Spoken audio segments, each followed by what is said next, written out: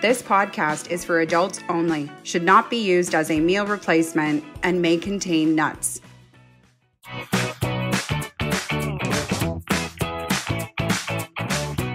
Hey everybody, and welcome back to another episode of The Newbie and the Doobie. My name is Timmy. I am the newbie. Mary Jane, I am the doobie. We are very excited to have with us today on the spot Jas Samra, the owner of Sativa Bliss, as well as the founder of the VIP Media Group, which is hosting the Elevate Conference coming up this week, September 12th to 15th, 2023. Just for those people that might tune in, a year from now. You've missed it, but hopefully this will be an annual thing. Jas, thank you so much for joining us here on the show.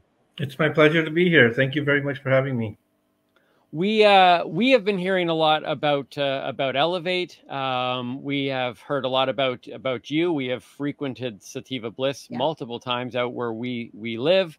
All of that stuff we are going to eventually talk about and find out kind of all those business connections.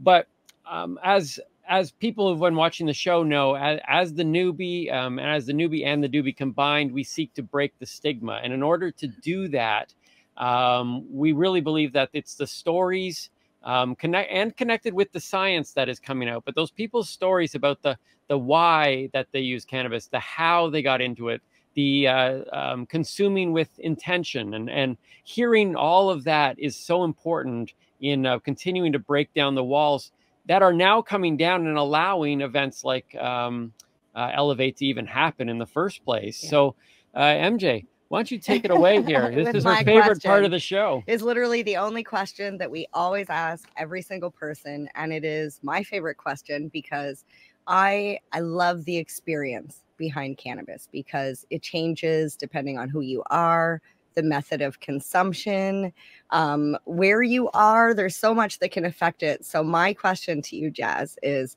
I want to know about your very, very first experience with cannabis, whether it was pleasurable, not pleasurable, whether you smoked it, ate it, topicals. So I'm going to sit back and let you go wild with your story there. I think my very first experience was probably a good, almost 30 years ago. I started really late. I think I was 24 years old. Okay. It was at my friend's he's getting married. I grew up in Vancouver. So my friend was getting married and we knew nothing about cannabis. I never grew up in the culture, didn't even ever seen it in my life. And he brought a joint and we just went across the street from the house we were at. Mm-hmm. And smoked it. I guess all it took is a few puffs. My friends that smoked it were all beginners, and we had a really good time. A lot of giggling was happening when the adults would come downstairs and check in on us. We couldn't stop giggling. It was just a lot of consuming food and snacks and giggles is what I remember the most out of it. So if you were with a group of friends that you were all first-time consumers, who was the ringleader? You have to get their name, but who would be the ringleader in that group to say, "Hey guys, let's try this," and everyone goes, "Sure, why not?" That brought it. I can't remember who that person was, but somebody brought it, right? And we just kind of casually tried it, right? It didn't take much. It took a couple of puffs, and that was it. And so then that became have you been consistent since then? No, did that start a lifelong thing? To be honest, since I got into the cannabis industry, I maybe tried it 4 or 5 times up until 2019, 20 actually, when the stores opened. It's only after that where I started experimenting. So I can call myself a newbie and maybe transferring into a little bit of a doobie, but not I'm sure nothing at the level that MJ would be at, right? I'm getting high just looking at her smoke with her weed. That's funny. We did a thing when we were at Lyft where I asked from the stage, if anybody can guess how much I can consume in a week, what my average consumption is in a week, we'll give you a prize, but you got to be within half an ounce. And a couple people in the audience were like, "What? Within half an ounce? How much do you smoke?" I could go through. So I just do some vaping right now, and maybe 2 or 3 puffs. I can have one vape cartridge probably last me 4 months. I'm probably the worst customer for a cannabis store, but I'm living into that motto of don't get high on your own supply either, right? So it's Nice. What I love about your story and why these are the types of stories that I think really helps break down a certain stigma. And when I first met MJ, and I grew up in a very conservative religious environment, I performed as a professional stand-up comedy, mostly in churches for at that point coming up on 12 years. And when I first had kind of met MJ and we started this podcast, people who are followers of this show know that I lost a lot of friends and contacts, most of which just assumed that now I was going to be this pothead. And I think when you hear stories like yours, and hopefully stories like mine, where you say, like I tried 4 joints when I first met MJ, that was 5 years ago, and I haven't consumed anything since. And your story is such a good one too, to say, look, it's not like you have a joint and next thing you know, you're sitting on the side of the road with no life ambitions, with pink hair, and, consuming all day long. And I just think it's such a valuable story to tell. Well, honestly, I think when Jazz said, I only take a couple puffs and I'm good, I feel like, Jazz, you might have figured it out for yourself, like what your body needs. Because clearly I shouldn't have to consume 3 ounces of cannabis a week. Yeah. There's something wrong there. It's clearly either not the right strain, not the right ingestion method. Maybe I feel like I'm doing something wrong financially, for sure. Actually, that's a car payment, right? I don't even want to talk about it. Yes, it is, Jazz. Yeah. No, I got into it very, very lightly, and I was actually nervous when I got into the cannabis industry. A few friends kind of talked me into it. I got into the industry primarily because of CBD. I started researching it and said, okay, CBD is a good thing. Seemed to have a huge future with all the medical benefits. And that's how I kind of entered the industry.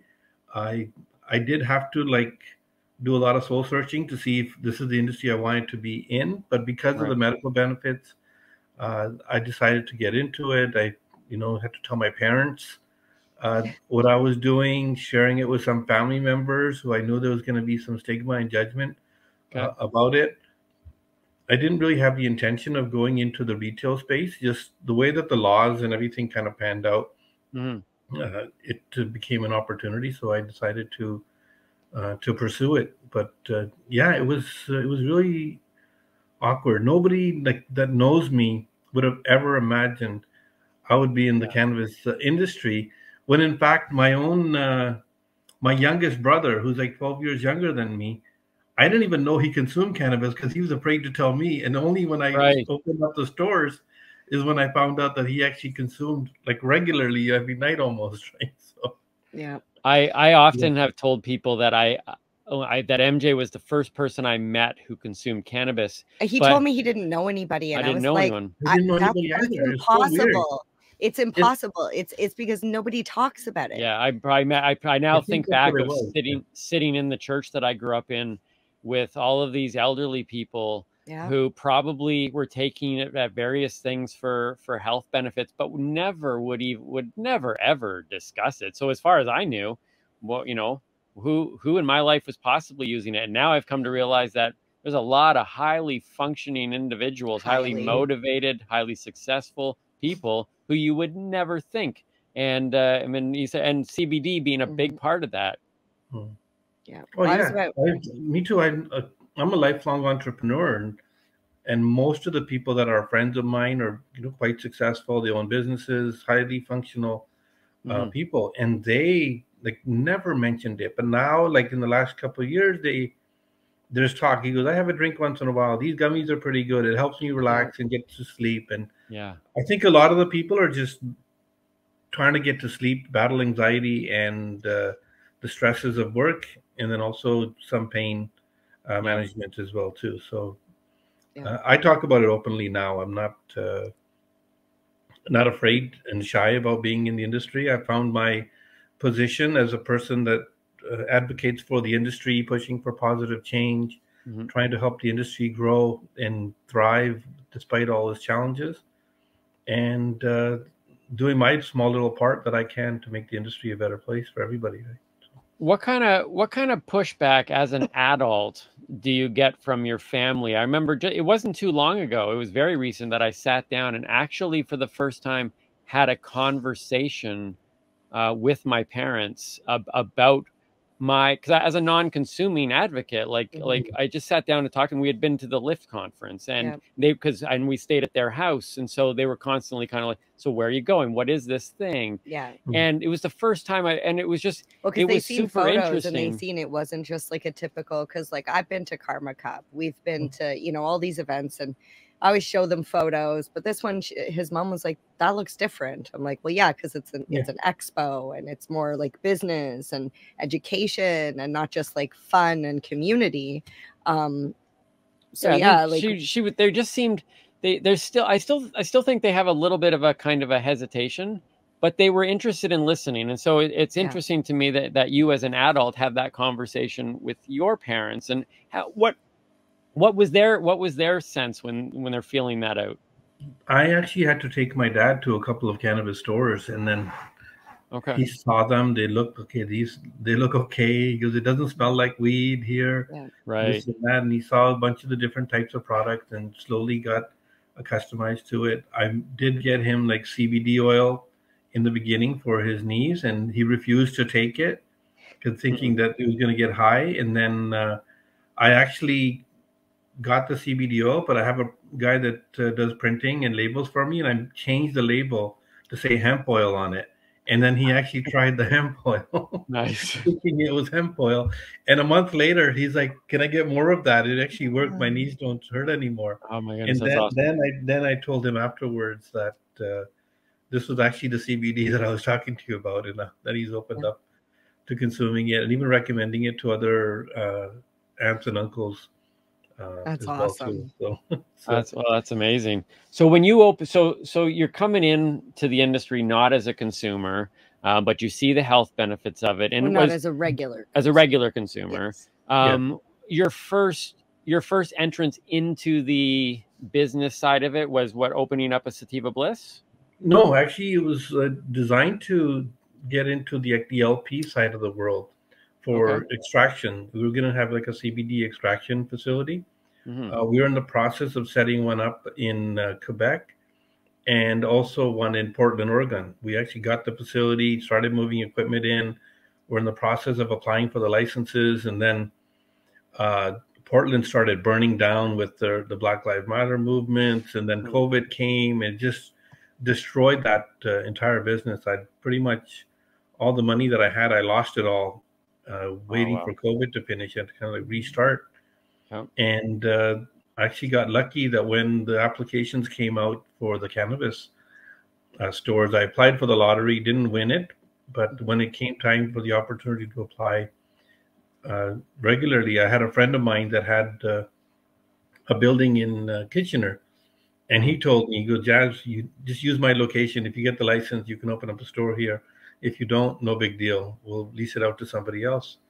And that was just the start of it. And it was like, okay, we got one location. Let's just, if we're going to do this, and this is what we're involved in now, let's try to do multiple locations and continue to grow this business, right? And how many do you have now?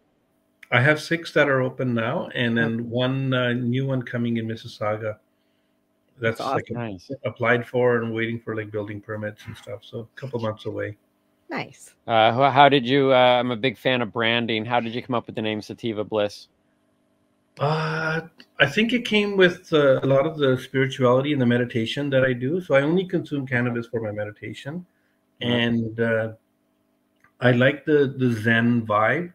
So bliss was a part of it, and I found that even sativa, it has like the qualities of trying to find happiness in life, right? So we're just trying to create that vibe of finding your bliss and discovering your bliss through the cannabis plant, right? Finding your happiness. And that's where the names kind of stuck together. Sativa was like an easy name that resembles the cannabis plant. And then bliss was just brought those two words together. I designed the logo, and it felt right. It had the cannabis leaf in the back and also had the lotus mixed into it. So we just kind of stuck with that theme. I've been regularly doing. I'm a practitioner of yoga for over the last 5 years, which both cannabis and yoga I preached against for years, and now both of them are like, okay. So, but I have yet to do yoga with goats, but now I'm saying, now you're saying maybe I should be trying cannabis with my yoga. That might change that experience. I do it for meditation, to be honest. I do like every night I do Vipassana meditation for about an hour. And I found that if I have a couple of puffs of any cannabis product, that something happens where my body opens up.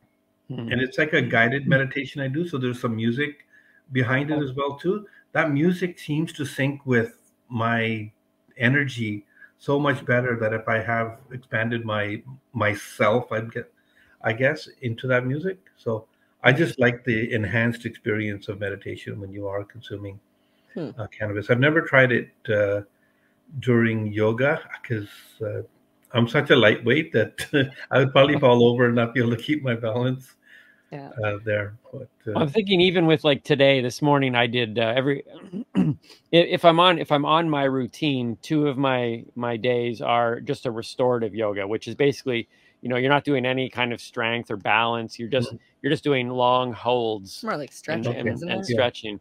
And I was thinking, when you're saying that, it's like that, that entire session twice a week is just deep breathing, just quiet, just kind of in different holds and folds. Like I'm still on the journey of finding out. We talk a lot about the personalizing of cannabis, the intention of, and me starting to understand the science more and going, I monitor all the other areas of my life in regards to exercise and sleep and diet. And I'm believing at some point that cannabis has a place. Like you said, you found it kind of in your meditation state. And mine is now going, okay, so where is that space for me? Where does cannabis fit in to my health journey and my overall wellness? To overall just enhance your life experience, right? That's what I even preach that to people. I like, people say it's a medicine, it's a this and that. No, I agree with all that, but it can also, if you don't do it responsibly, turn into a drug, just like anything else, right? Alcohol, sugar, whatever you want to do. So I'm always a big advocate for responsible use. And we, me and my wife, we have 2 grown up kids that live in the house with us. So we got to be role models to them and not, that was one of the conversations my wife had. He goes, how do I tell my kids not to do this if we're doing this as a business as well? Right. Too? And again, it's like, we have to be responsible, use it responsibly, educate people responsibly. And did that conversation with your kids, did that go well? Some kids are kind of like, whoa, like, like I think my couple of my kids thought I was weird. It went well with me because I had like studied quite a bit of it over the last couple of years while I was trying to get into the industry. And my kids surprisingly knew a lot about it because they were in high school at the time, right? So obviously they already know. My wife didn't know anything about it. So she still had that stigma of drug. And she always preached, like, don't do drugs. Like, school's important. You got to get work and all the other things in life that are more important that you can get derailed from if you hang out with the wrong people and start doing the wrong things at a young age, right? So she was more nervous about it, but then she started eventually taking CBD and all that kind of stuff, and now she's come around. She still won't like get high or consume or anything like that per se in front of the kids. I think sorry, go ahead. I was just going to say that's where I think Timmy, when he tried consuming before, it was smoking, and he's not a smoker. And 2, it was both times you didn't like it was when you actually felt it, and they were both high THC strains. So I really feel just like kind of like what you were saying with your wife, like she doesn't want to consume, especially around the kids. It's that feeling of I'm not myself. I don't feel like myself. And especially as a parent, we don't want to not feel like ourselves around our kids. 100%. Because we want to make sure we're there for enough just to take the edge off. You don't want to get high or all that kind of stuff. So it's like that, right? Well, I think that's been one thing that I don't like. It's why I wasn't a drinker. I still don't drink. I had seen too many people in my life go off the rails. Yeah. Well, there's a difference And between a glass of wine in front of your kids and then getting sloshed. Do you know what I mean? Like to Yeah. take the edge off is great. yeah, no, I'm not opposed. But- I'm not opposed. Yeah, My point of it was that my fear in regards to cannabis, based on misinformation, disinformation, and all of that, was that you were basically going to lose your mind. Like you were, the it was reefer madness. it was going to kind of, like you wouldn't be there anymore. And I never liked that feeling. In fact, Yeah, being out of control, I don't like that feeling either. I like No. to be in my faculties. Well, I like what you're talking about, the meditation, because with the second joint that MJ had gotten me to smoke, or the fourth one. It was the fourth one. We were watching It a was movie. the last one. Put it Yeah, that the- way, Jazz. It it was was- the last it was the one one he that did it in smoked for me. because it was almost 30% THC, Wow. and it was an indica, and we were supposed to be chilling and just Mhm. watching a movie, but instead, I decided to carry on a conversation, and now he's trying to focus on me. Yeah. While he's trying to enjoy the movie, but not be distracted by the movie, but still Yeah, listen and to me. I was losing the train of thought with the conversation, and that Yeah. freaked me out. I didn't like the fact that I disengaged. However, now though, the journey has, as I've realized that weed doesn't equal weed, and we get into all of the strains and doses and methods, and you realize that what she had given me that night might very well have been enjoyable had I been in a restorative yoga set, as opposed to having a conversation with her. Or maybe it was the wrong strain. Or so it's trying to find just where that is, and I think some of that has to come with trial and error, and some of it has to come through the science, and some of it has to come through hearing the personal anecdotes and trying to That's find right. where that is. And just knowing your limits. I do, like, I don't drink much like yourself, very Mhm. rarely, but if I am at a party, I know what my limit is. I have 2 drinks and I stop by a certain time, and I know after dinner I'm going to wait 2 hours and I'll be able to drive home. Yeah. And just being responsible about it, right? So Yeah. And I think as you get older, you don't need to like blast your brains out all the time. Right? You can enjoy the company of people sober, right? As well. Too. Yeah. Well, it depends on the company, to be I honest. guess. So. Yeah. There's only so much time. I'm in section 2 of my life. I'm going to live to 140, so I'm in the next phase right now, and I want to be completely clear up here to be able to. I like the feeling of being actually clear when you're working out and healthy and all that. You can get, there's a weird type of high that you get just from being really healthy and clean minded. Right. Yeah, exactly. Yeah. And that's where I'm not against we just talked to somebody recently about the quote was, it's okay to consume and it's okay not to consume. Yeah. Like, Yes.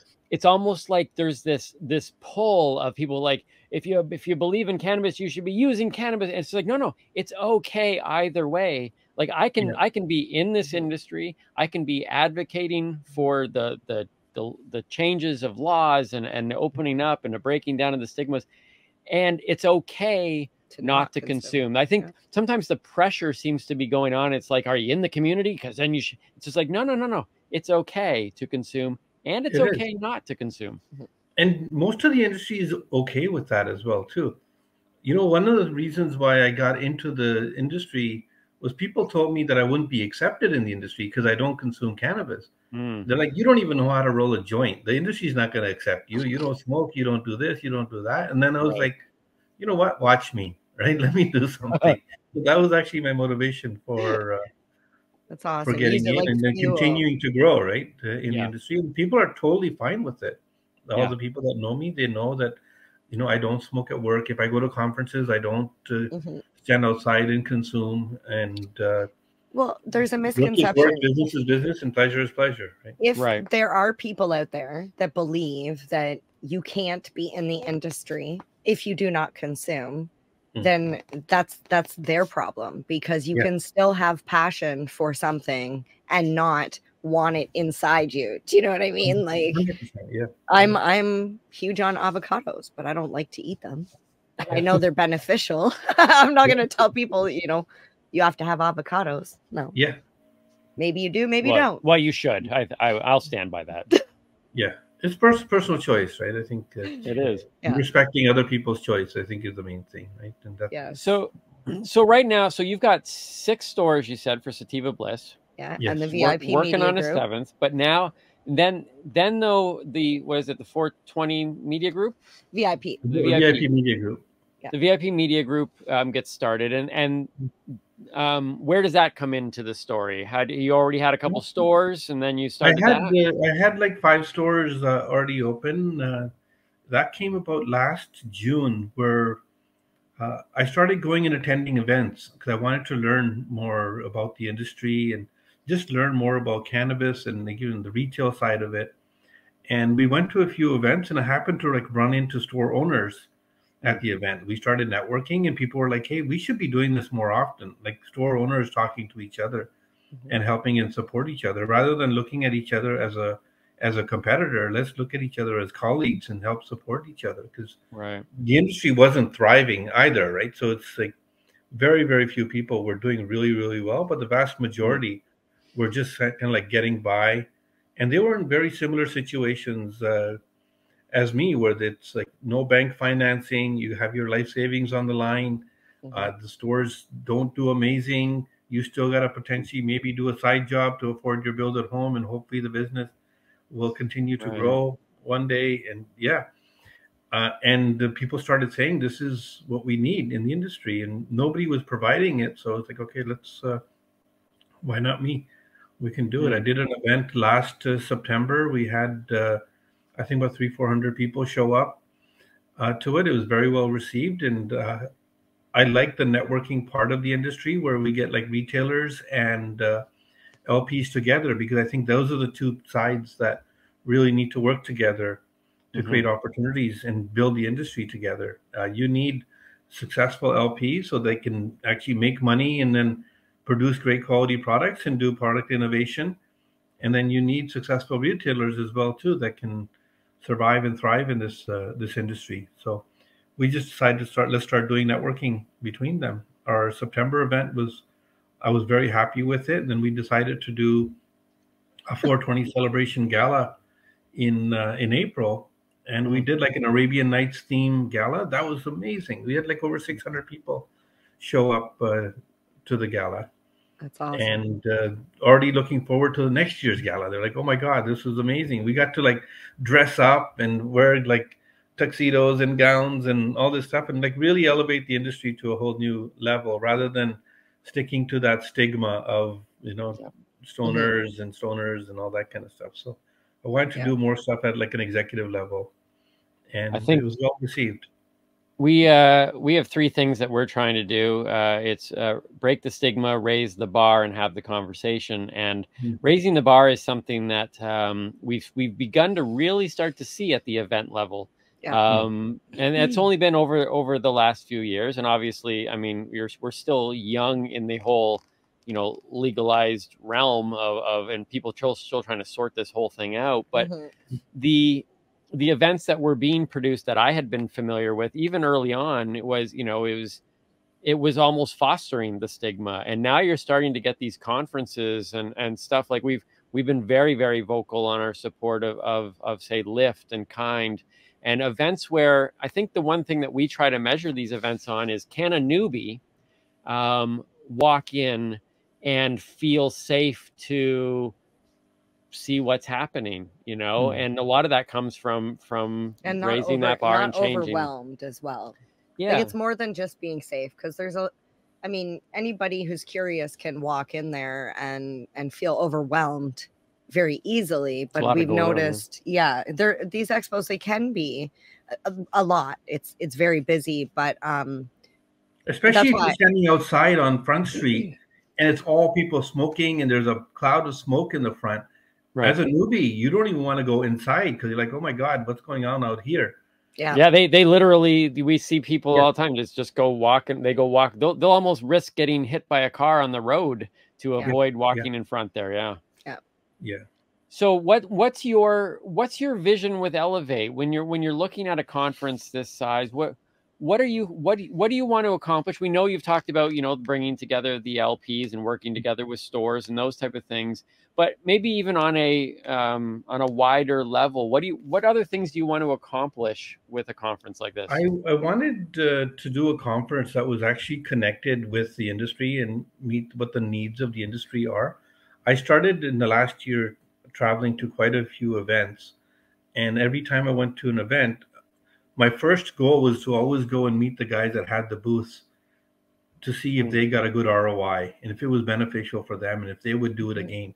Right. Because I feel like those are the people that, because they're paying to be there, they're the ones that are creating this opportunity for us to even have this event.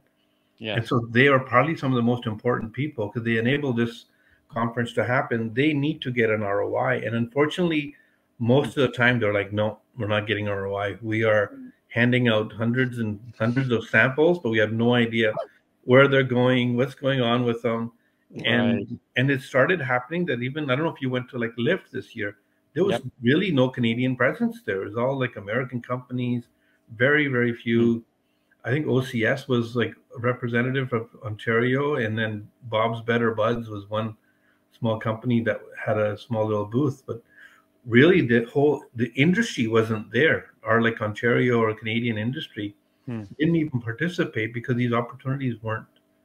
I think we seen one Canadian LP, and that was Truro, or Bleu. I think Bleu was there. But I know what you're talking about.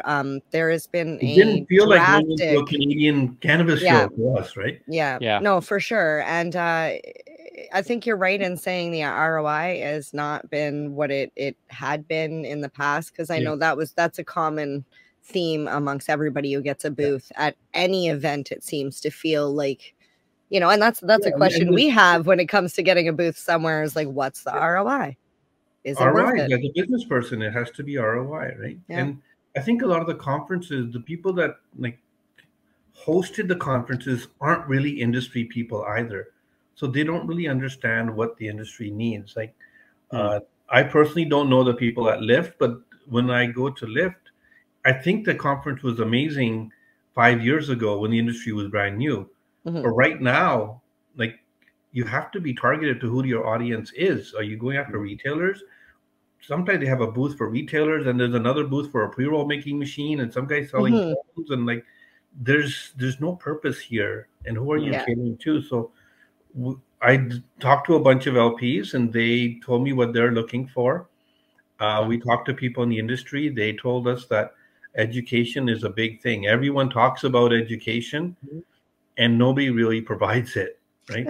We keep saying we need it, but nobody wants to make the effort to actually do all the learning involved for it. So when we curated our conference, we were like 4-day conference. It feels really long, 4 days, but we're going to spend like 1 day training like store owners and store managers. They have unique skills that they need to learn in order to run stores effectively. There's a lot of people, stores are struggling, but a lot of people that got into owning stores just loved weed, but they didn't have any previous business experience, retail experience, or anything like that. And they thought, oh my God, I'm going to sell weed, everything's going to be fine. But no, you have to know the business side of things as well, too, to make it really work. And even when you know that, it's still a challenge of an industry, right? So, and we wanted to get the education done by people that have firsthand skills.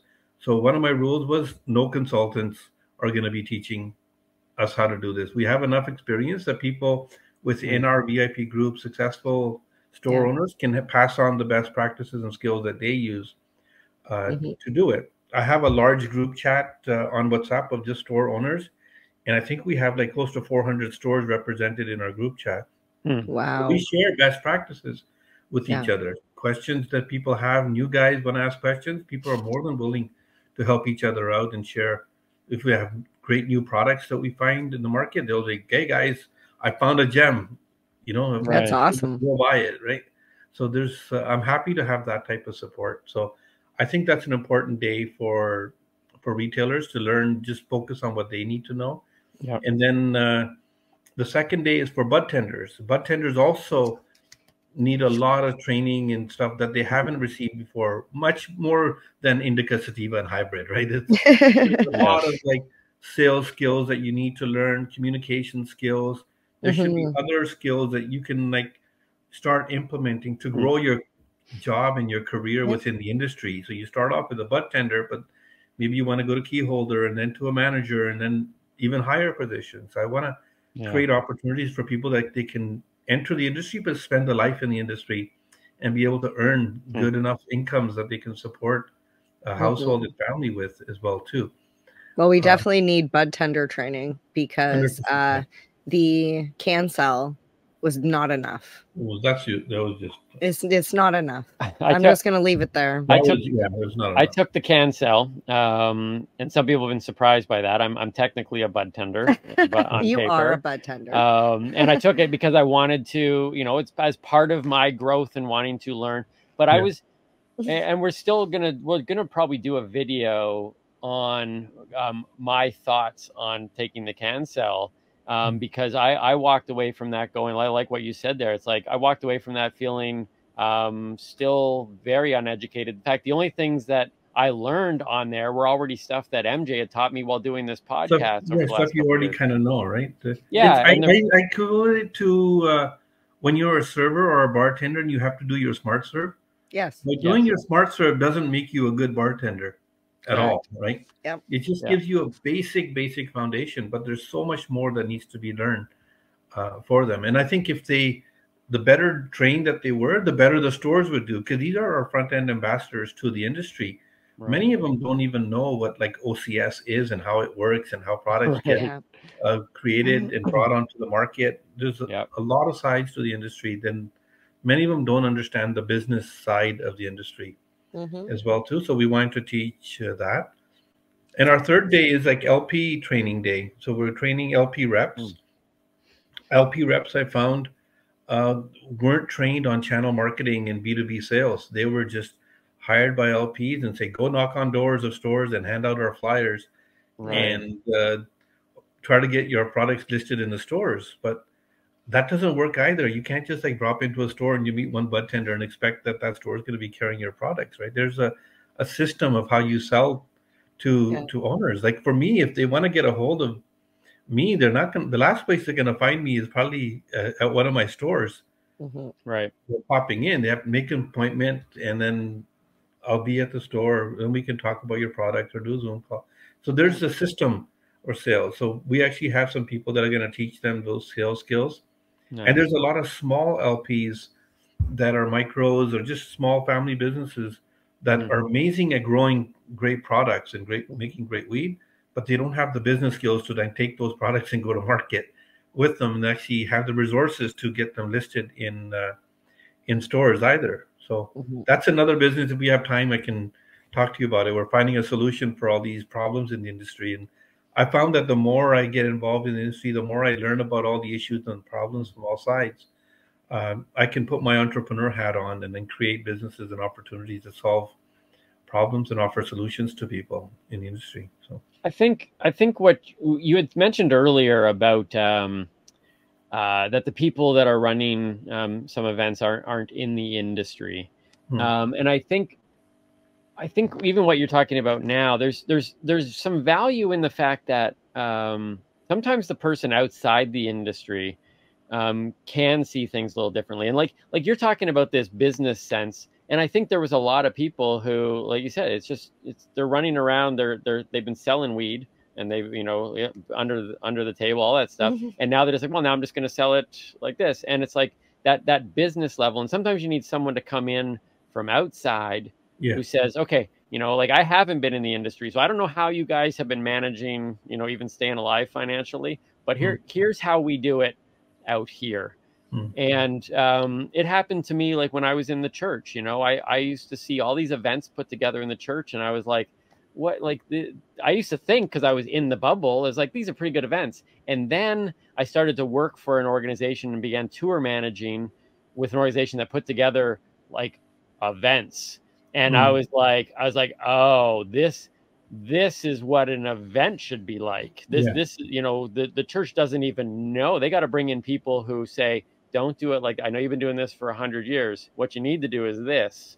Yeah, but this event actually, I just want to say I'm super excited because like when you said bud tender training and that they don't know, some of them don't even know what the OCS is. For example, I don't want to name the store, but I went into a store and a bud tender said they didn't have the product I was looking for. It was a vape cart. And I said, or he said he couldn't get it, that they don't have it, that they can't get it. And I said, well, you should be able to get it because it's on the OCS. And they said, well, we're not the OCS.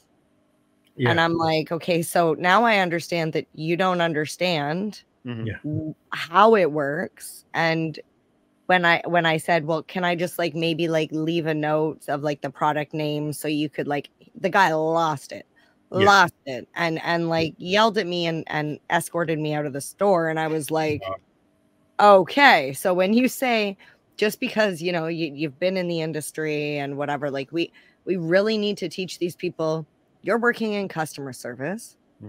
You are, yes, you're dealing with cannabis consumers. So sometimes there is a different type of consumer that you're dealing with.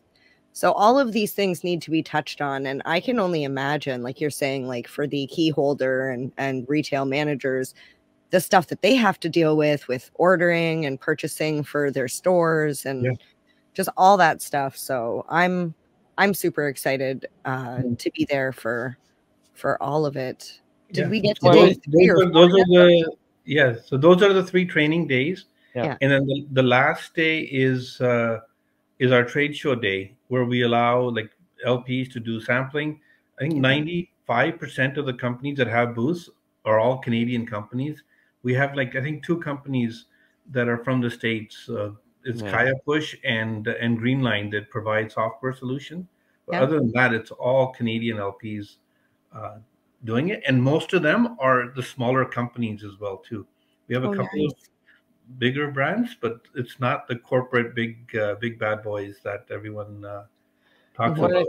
And for anybody who is listening, if you carry or have your CanSell license, you are a bud tender, make sure you check out this event, especially on day 4 for samples. If you want to find out what's new on the market, especially like you're saying from Canadian LPs, this is when you need to go. This is when you need to be there. And it's free. It's free to attend as well, too. We're not charging people money to attend it. I believe like doing stuff for free brings more people in, and the more people that come in, the more it's going to benefit the industry.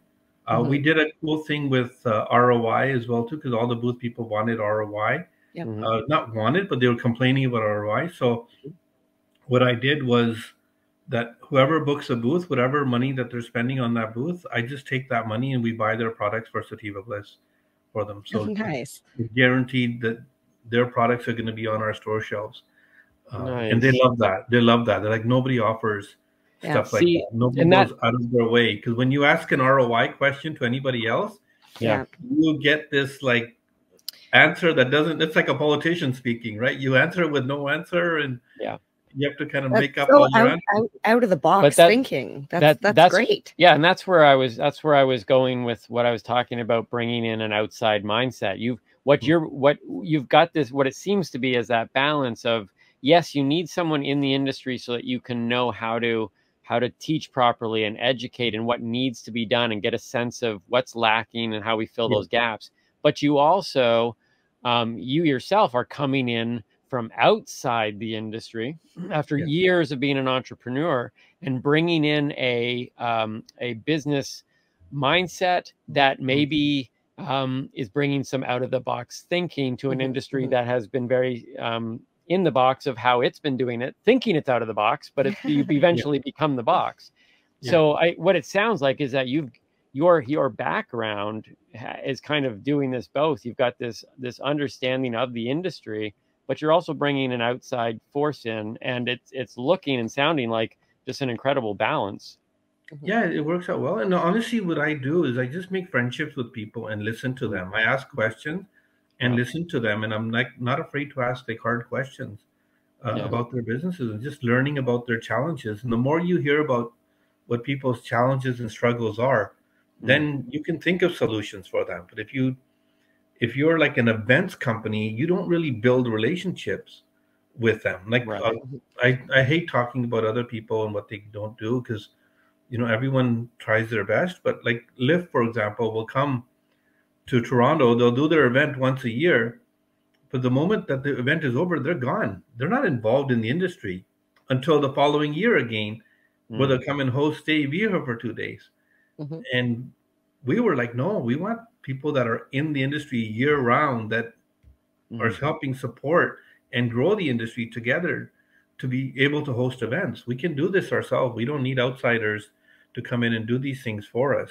And we have our own ecosystem, and that's the way I believe it. And I personally have Canadian first mentality, where I don't want an American company coming here, taking all our dollars, and then leaving and going back to the States. I'd rather keep every dollar within Canada, and also within the cannabis ecosystem as well too. And I think the industry needs it as well too. It's every dollar kept in the industry is a dollar that helps grow the industry here. Well, the one thing I've noticed that Jas, you do very well is kind of like an artist. When the artist stands back with their paintbrush and can see where the colors need to go in what areas, it's kind of like, by listening and taking all the feedback from other store owners and LPs and just people in the industry, you can kind of see where the gaps are with the VIP media, with the Elevate conference. It seems like you're filling those gaps with the right colors. And I just want to say I'm super excited. I'm excited to go to Elevate. I can't wait. That's what we're doing with Dank Reviews as well too. Is there's a lot of holes and a lot of problems, and I think that Dank Reviews is gonna really help fix a lot of the problems and save people a lot of money in the industry as well too. He went there. You went straight to Dank Reviews before I could even put the topping. Okay, so let me throw the cherry on top of the Elevate Sunday. Okay, so Jas told you about the bud tender, the sample day. This is like my Sunday. Okay, so it's like the sample day, because Timmy's a bud tender too, and he doesn't consume. I get double scoop of ice cream. She gets all double scoop of ice cream, and then all of the education on the other days, as well as the speed dating thing that you've got going on. All of the amazing speakers. On top of all that, you said the tickets were free, but you didn't mention over the $20,000 in prizes that you're going to be giving away. That you're eligible to win, and all you have to do is get a ticket. Apparently, MJ's just go up and do raffle prizes. If it's fun, I research it, because that's where I'm like, I want to go have fun and educate and learn. So I'm like, the fact that you have everything all in once, I'm like, okay, so now we can go on to Dank Reviews, because like I'm equally as excited about that, and I've already applied. So you can explain what Dank Reviews is, because it definitely fills a gap. So Dank Reviews was designed to solve a bunch of different problems within the industry, and starting off focus is Ontario, but the problems exist the same across Canada. In OCS, by early next year, there's going to be 5,000 products available for us to choose from. The average store carries 275 to maybe 300 of these products, right? So like less than 5%. And the lack of information on OCS, I don't know if you've ever seen the back end, what it looks like. It's not good. They tell us. I've seen the front end, Jas. It's just as bad. So to be able to choose this product, you need a lot more information. And the way that LPs are currently doing it is they're like giving out tons of samples, hoping people like it, and then they'll order it. But store owners don't really know what's good and what's not good, and they're afraid to take chances on products. Other LPs also are struggling, because they have this like flow through system where if I order something, it takes me 3 weeks to get it. And then if I order a case of it and customers like it, then I have to order another one and make them wait another 3 weeks. In the meantime, they've moved on to other products already, right? So it hurts a brand when it can't be on shelves on a regular basis. But for me to like order this product 3-4 weeks in a row to make sure it's consistent, I can't order it. Well, what if it's crap? Now I'm stuck with thousands of dollars worth of product. So I'm not going to take a chance on all these things. So what we did was we created Dank Reviews, and what I'm having is probably a couple of hundred reviewers across Canada. We will be doing blind product reviews of the weed. We're starting off with dried flower and pre-rolls, and we'll eventually go into the other categories. But essentially, the LP will give us, we have our own little bag, Dank Review Mylar bags. We're going to give them 100, 110 bags. They're going to fill them for us. We are going to mail the samples to the reviewers. The reviewers will not know what product it is that they're reviewing. All they're going to know it's indica, sativa, or hybrid, the THC range, and how it was grown, how it was dried, and how it was trimmed. And that's it. And then we've developed like a step-by-step, very easy to follow questionnaire that I've worked with a few education companies to help me develop this questionnaire. And they'll go step-by-step into it.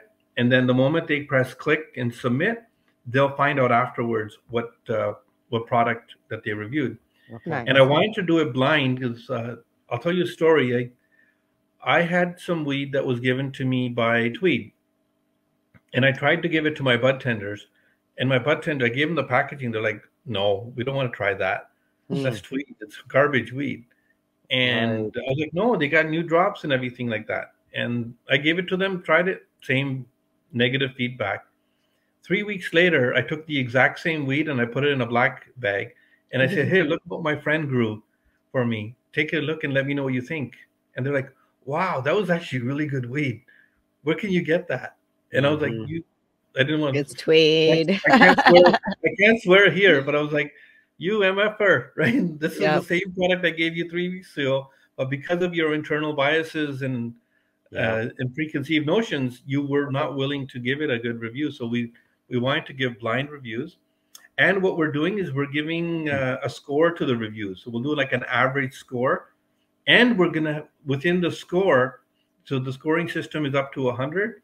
Within the scoring system, we also have a weed category code. So we'll do like value weed, mid-grade weed, premium weed, and luxury weed. So that way the luxury weed, if they meet all their criteria, they can score a 90. And the expectations of a value weed, if they meet all their criteria, they can still score a 90.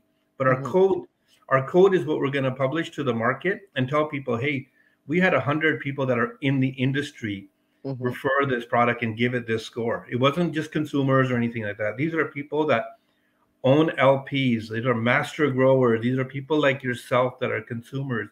These are store owners, store managers, bud tenders, industry people that are giving credit to these products. And then I'm going to take that score and I'm going to put it on my price tags as well too. Now, bud tenders will know what to sell and recommend because typically, what's the Dank review score? Yeah, it's called the Dank certified score. So in order for us to sell your products, you got to be Dank certified, right, with us. But it'll really help bud tenders because now, like in my store, I carry like on average like 150 pre-rolls. They haven't tried all these products and they haven't been trained on how to sell. So they typically sell based on their own personal experience. Yeah. Right. And it's impossible to do that because sometimes bud tenders don't have the budget to try the luxury products either. Yeah. So we wanted to just make it fair. So now they have a third-party validation of a product and that they can actually go online to our website and see the review if they want to. But that score will give them a good indication of what that product is and has to offer to consumers. And then consumers will also, they get overwhelmed by just the number of new products that keep dropping and the overwhelming choices that they have. And they don't want to risk their hard-earned dollars to try products out. And what if it's not good? So now they can go off of a scoring system. Store owners can now buy with confidence. The store owners can say, hey, that product's been reviewed. It's on flow through. I'm going to order it 3 or 4 weeks in a row because I trust this system. So we wanted to make like a trusted system. And also it'll help LPs because how as an LP, if you have a couple of SKUs, do you compete with 5,000 other products in the market, especially against the big companies that have, tons of sales reps and they have, advertising dollars and marketing budgets to throw at these things? How do you survive as a small guy? Well, you make a good product, you give it to me, and then we'll put it on Dank Reviews. If it gets a good score, we will market it to the entire industry for you.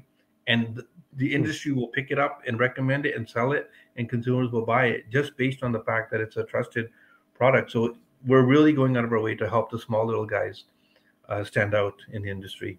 And hopefully that'll push their businesses to be much more successful, right? And level the playing field, right? Because sometimes the people with the most money don't necessarily grow the best products either. Right. Yeah. Well, And our products are going to be by batch.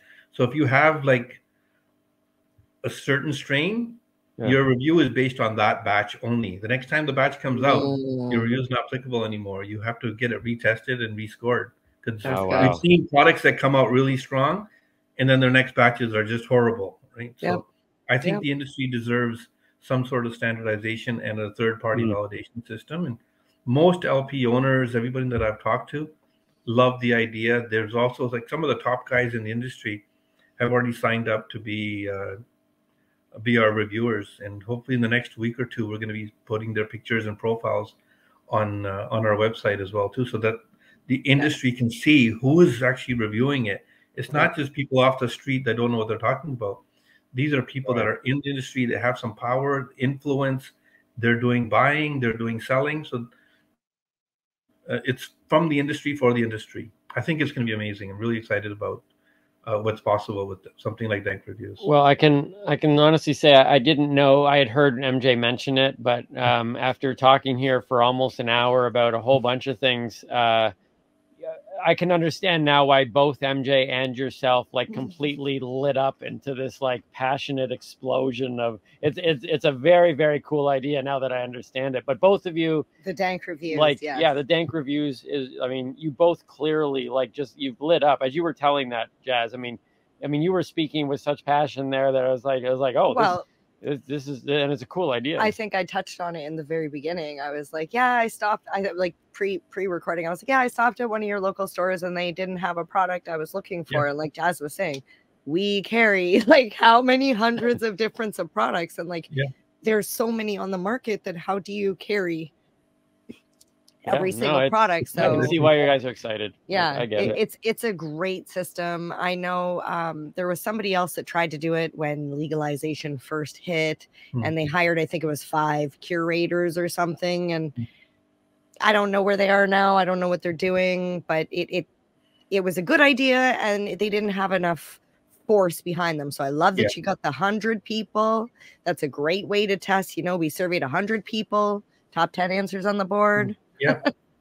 And giving a scoring system and making it totally like non-biased and like honest reviews that people can trust, and making them fair so that, you know, a value product like Pink Kush, which in itself is a great product for the position that it's in the market, can score really well versus a Carmel Animal Face or Volo or some of these like luxury weeds can also score well.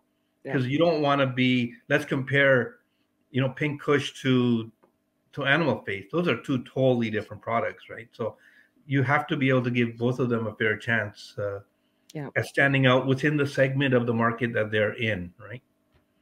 Wow. So it took us a lot of time to think about how to do everything. We did a lot of consulting with a bunch of people in the industry to figure out the stuff. And as we start with the company, I'm sure more tweaks will be made just to create transparency, honesty, and fair opportunity for everybody in the industry. But I know for a fact in my stores, anytime an LP rep comes to me next year at this time, say, I don't care what's on your feature sheet. I don't care what you have to say about your product, because your job is to sell your product, right? I appreciate that. Right. Yeah. And nobody ever says their baby is ugly, right? That's part of their job. Mine was a little off. Mine was a little wonky. I'll admit that. Well, he's good now. So when they're selling me my products, their products, I'm just going to stop them, say, are you Dank certified? Because if it's Dank certified, I trust it and I'll buy it. I don't even need you to come here because I already know what the scores are, right? Yeah. Oh, that's going to kill the salesman industry. Well, you know what? It's okay. It's okay because not everybody can afford the salespeople. No, I know. You know, salespeople can play a different role in the industry for educators, and there's so many more things that they can offer LP reps to us as well. Well, and you're right too. I mean, a salesperson, you know, is going to say whatever they can to sell the product, and then if they 2 weeks later leave and go to another company, guess what? That company now has the best products in the world. That's they're just doing their job, right? They're just doing their job, and it makes it easier for retailers, because right now, as a retailer, how do you find out what's good or what's not good? You have to go onto Reddit. Reddit is like all blind reviews, people hating on each other. Half the time it's LP reps. I know certain LPs that have people hired just to do their Reddit posts for them. Right. So it's not authentic. It's not real. And I stopped looking because I can't trust it. I don't know who these people are. I want to be able to have recognizable people that are willing to put their face and reputations on the line. And they've all agreed. They're like, yes, I own this other company, but if somebody makes a good product, I have no problem saying it was good. Especially if it's blind too, right? If it's a blind test, you don't know what product, whose product it is. If it's your competitors, even if it's yours, if you're an LP and you're testing it, it could even be your product. You don't know. But I do want to take this moment, Jas, to shamelessly throw in a plug and be like, you know, I do consume a lot of cannabis, so I mean, there's no lack of reviews that could be done, and who better than to have the doobie? No, you'll be there. You'll be there.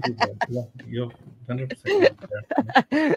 Jas, we have so enjoyed having you on the show today. Thank you so much for taking out so much of your time. I mean, we are now, as of recording this, we are a week away from Elevate happening, and excited to attend, excited to interview the speakers and do interviews from the floor, and we're just so excited. I'm excited. Yeah, it's been so as we kind of close our time together off, what are some final words that you want to say? Where can people find all this information? And we'll try to put links to everything you're mentioning down in our description boxes. So I think elevatecannabisexpo.com is our website, and I just request people, like, you're in the industry, if you love the industry, please make an effort to come attend. By you being there, it's going to make a difference, and we're going to grow this industry together, right? We need the support of the industry. We can't just sit back and complain, hoping things get better. We have to get involved and play our small role, each person one at a time, and make the industry into something that we've all kind of dreamed about forever, and something that we can live a lifetime in, rather than struggling and complaining. There's opportunity if you look for it, and together we're stronger, right? That's the way I look at it. Well, and I think that's what I think has come very clear through the talk with you today is that togetherness and your passion to work with others, to collaborate, to ask those questions. And there's so much.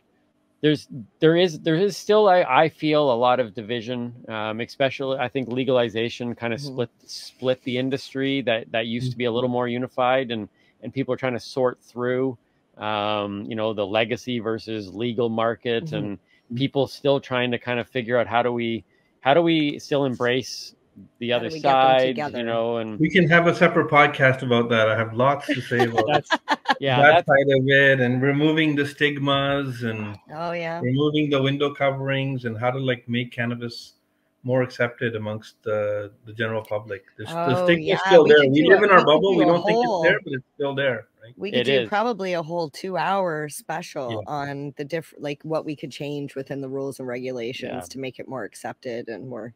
Some people, I think, felt that legalization was going to kind of, be the end point, and in a lot of ways, it almost seems like it's just the beginning right now. It's just the beginning. There's so many people that are non-consumer newbies that are still afraid to go into a cannabis store because they don't know what's on the other side of those windows. Right? Yeah. Well, Jas, I think you're definitely one of those people that is setting the right pace down. Jas Samra was a VIP Media Group. Owner of Sativa Bliss. Yep. Founder of VIP Media Group, and who's hosting the Elevate Cannabis Conference, which is coming up.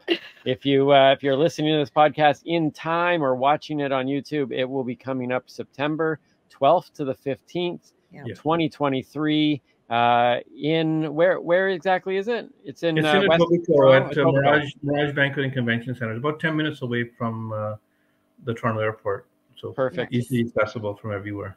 The website will be in our description box. Jas, thank you so much again for joining us here on the spot. Thank you so much for having me. We will definitely take you up on that offer about having another conversation about things that need to happen in the industry still. I look forward to it. I can talk this all day long. Thanks, Jas. My pleasure. Bye.